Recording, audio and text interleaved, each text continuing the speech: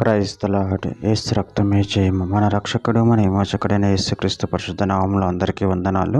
చిన్న ప్రార్థన ద్వారా ఉదయకాల వాక్యదానం చేసుకుందాము.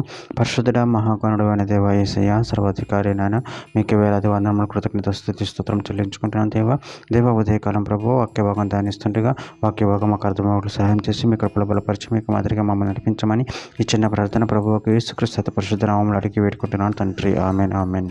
యెషయా గ్రంథం 28వ అధ్యాయం 16వ వచనం. ప్రభువుకు యెహోవా ఇలాగున సెలవిచ్చుచున్నాడు, సీయోనులో పునాదిగా రాతిని వేసిన వాడు నేనే, అది పరిశోధింపబడిన రాయి, అమూల్యమైన తలరాయి, బహు స్థిరమైన పునాది అయిన మూలరాయి అయి ఉన్నది.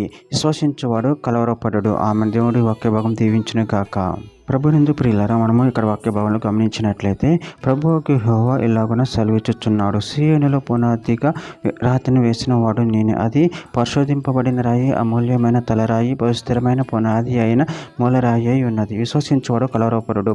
అదేవిధంగా వాక్య భాగంలో గమనించినట్లయితే అపోస్తల కార్యముల గ్రంథం 4:11-12 వచనాలు, ఇల్లు కట్టువారైన మీరు తృణీకరించిన రాయి ఆయనే, ఆ రాయి మొలకు తలరాయి అయ్యను, మరి ఎవరి వలన రక్షణ కలగదు. ఈ నామముననే మనము రక్షణ పొందవలను కానీ ఆకాశం క్రింద మనుషులు ఇవ్వబడిన మరి ఏ నామమున రక్షణ పొందలేము అనెను. ఎఫెసీయులకు రాసిన పత్రిక 2:20 క్రీస్తు యేసే ముఖ్యమైన మూలరాయి ఉండగా అపోస్తలులను ప్రవక్తలను వేసిన పునాది మీద మీరు కట్టబడి ఉన్నారు. యెషయా గ్రంథం 30:18 కావున మీ యందు దయ చూపవలన యెహోవా ఆలస్యం చేయుచున్నాడు, మిమ్మల్ని తృణీకరింపవలనని ఆయన నిలవబడి ఉన్నాడు. యెహోవా న్యాయము తీర్చి దేవుడు, ఆయన నిమిత్తము కనిపెట్టుకొని వారందరూ ధన్యులు. యాకోబు రాసిన పత్రిక 5:7-8 వచనంలో, సహోదరులారా, ప్రభు రాకడ కొరకు ఓపికగా కలిగి ఉండుడి. చూడుడి, వ్యవసాయకుడు తొలకరి వర్షమును కడవరి వర్షమును సమకూడి వరకు విలువైన భూఫలం నిమిత్తం ఓపికతో కాచుకొనుచు దాని కొరకు కనిపెట్టును కదా. ప్రభు రాక సమీపించుచున్నది కనుక మీరును ఓపిక కలిగి ఉండుడి, మీ హృదయమును స్థిరపరచుకొనుడి.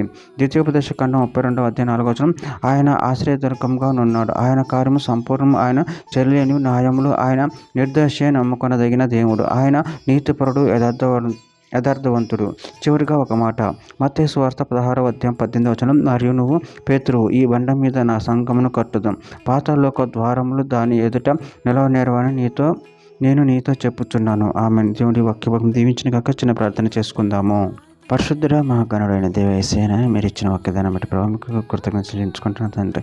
మీరే మాకు మూలరాయి ఉన్నారు తండ్రి. ఆయన మీ యందు మీ భయభక్తులు కలిగి నిన్ను అనుసరించి నిన్ను మహింపరిచి కనపరిచేవారు శక్తిని వలన మాకు అనుగ్రహించమని ఈ చిన్న ప్రార్థన ప్రభువుకు యేసుక్రీస్తు పరిశుద్ధ నామములో అడిగి వేడుకుంటున్నాను తండ్రి. Amen amen.